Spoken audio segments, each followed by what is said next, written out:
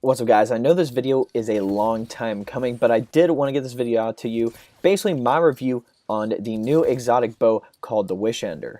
I'm sorry if the audio sounds different. I am slightly under the weather, so just be patient with me, essentially. So, how to obtain this exotic bow? There are multiple quest steps, but essentially you need to go into the Shattered Throne and go to the Sure Ido statue, do a story mission where you kill some taken bosses, go back to the Shattered Throne, charge the tokens, and then go back to the statue and pick up the bow. That's the essential.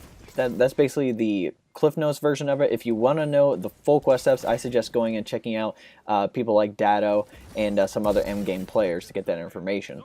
So quickly going over the perks, it comes with Queen's Wrath. While aiming down sights with a fully drawn bow, enemies behind walls are highlighted. Next we have High Tension String. Tightly strung bow increases accuracy and slightly slower draw time and decreases stability by a bit. And then we also have Anti-Taken Fletching, specialized to fight taken targets, which increases accuracy. And then we have Broadhead, piercing arrowhead that damages the target on entry and exit, and one shot can overpenetrate multiple targets. There is also a ornament here called the Author of Devastation. It makes it pink instead of like the white. You'll be able to see the ornament in action in the footage. But going over a summary, so first up, I'm going to go over the perk Queen's Wrath. This essentially gives you the Spectral Blade's Flawless Execution perk when the bow is fully drawn. So you're able to see enemies through walls from a certain distance. You can't see them like all the way across the map, but you can see them like fairly far away. I don't know how many meters it is, but it's a good amount. Next, going over Anti-Taken Fletching. There doesn't seem to be anything too special about this perk that's said, but apparently it's supposed to do more damage to taken enemies, kind of almost like the Malfeasance, right? It does extra damage to taken enemies and Gambit Invaders. Moving on to the last perk, Broadhead. This is basically armor-piercing rounds for bows. It can penetrate multiple targets, and it does damage on the hit and the exit, which is something I don't think we've seen before.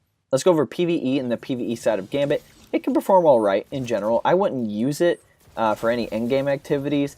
The Queen's Wrath perk is pretty useless considering you're going to see all of the PvE enemies anyways. And Anti-Taken Fletching, it's not too bad because it's supposed to do more damage to taken targets, but again, it's only limited to taken enemies for that extra damage. And Broadhead is alright since it does technically do like that damage twice, but it's not really good in PvE. Even in like stuff like on that PvE side of Gambit, it isn't that good considering there are a lot better PvE oriented weapons that like are way better at crowd control, killing bloggers, etc.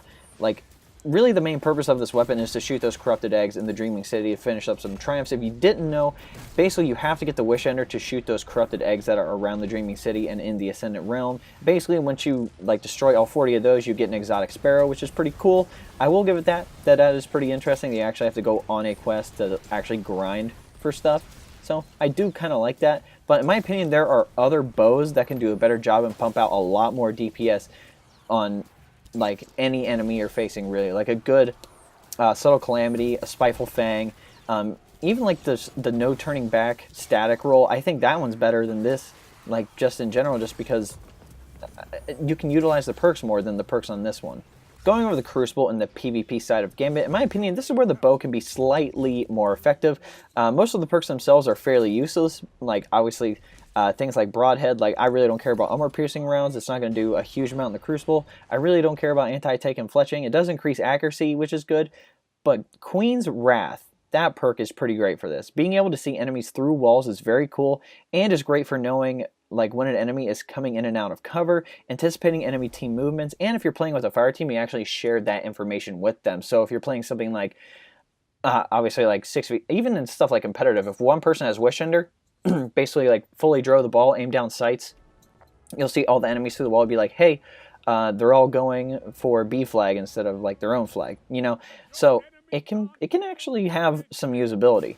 Technically speaking, it is the highest damage bow because the draw time is the longest. That means the headshot damage is going to be the highest. So obviously there is a drawback to that where like obviously the draw time is a little longer. Like it's obviously not in the archetype of the lightweight frame, but still it does pump out a lot of damage, and the damage is pretty forgiving if you don't hit headshots, and it takes at least 2 shots to take down an enemy at full health anyway. So even if you do hit a body shot, it'll only take 2 body shots with this thing. So you can keep that in mind. It also makes a good cleanup weapon as well. Like basically, like if somebody else shoots a guy and he comes popping back around the corner, usually if like half their shield is gone, you can take them out with one shot with this bow. So extremely good cleanup weapon, just because it's that forgiving as well. So even a Gambit, it can be okay considering most of your engagements are at a range, and you'll be able to see them through walls with Queen's Wrath, which is kind of cool. So if an enemy invader comes in, all you have to do is aim in one of the directions and be like, oh, the enemy invader is hiding behind this rock, guys. He's right over there. And then you can like whip out your linear fusion or whatever you want, like a sniper or something. Yeah, I guess you can use the bow. It's not going to be as effective, but still, like, you can actually like utilize some of the perks too, which is pretty cool. So like, I think in my opinion, like, linear fusion rifles are still going to be more effective at that range, but still I think the concept of you being able to like spot the guy before they can spot you is going to be pretty solid in Gambit. Going over some useful exotics and perks, the only exotic I can think of would be the Oathkeeper for the Hunter, which allows you to keep that draw up forever. Like, I don't believe the perk stays up. I don't believe Queen Wrath stays up, even though you hold the bow like out that long. I think like the perk eventually goes away. Don't take my word on that. I haven't tested it a lot. I just got Oathkeeper recently, and I definitely want to use it for other bows that I think are going to be a lot better. I didn't get it until after I got this footage, so you got to keep that in mind as well. But if you don't have that exotic, like any bow perks like targeting, dexterity, unflinching, etc., that'll help out your gameplay a lot as well. You don't need Oathkeeper. The only reason they have Oathkeeper is maybe for like the Lay Monarch, so you can actually keep that poison up forever, which is good. But for this, I don't think it's going to be as effective. Just going over my final thoughts overall. For the Wishender, the Queen's Wrath perk is good, and it is technically the highest damage bow in the game. All the other perks, very, very mediocre. But in my opinion, like, I'm sorry to say this, but there are a lot better bows, and I would just say primary weapons in general, to use in PvE and PvP activities. Like, you can get way better rolls on bows. Like, I know my one Subtle Calamity has Quick Draw and Archer's Tempo. I just got a Spiteful Fang with Rampage and Archer's Tempo, and I put a Rampage spec on it. Like, that's going to be good for both PvE and PvP, and I really don't feel a need to use Wishender over that. Plus, that opens up my exotic slot for things like if I want to use Queenbreaker or Yotun or something like that. Now that we're at the end of the video, there's 3 things I want to tell you guys. So number 1, my clan, the D1 Fire Team, is looking for active players in the Destiny community. Our members play all sorts of activities from casual PvE and PvP to the endgame content like any of the raids, Shattered Throne, stuff like that. If you're actively playing Destiny 2 and want the benefits of a bigger clan, the link to join is below. We're multi-platform, so we have Xbox, PS4, and PC players. All you have to do is request to join, and myself or one of the admins will approve you. Number 2, if you'd like to know how to support me, there's a link below that says best way to support me.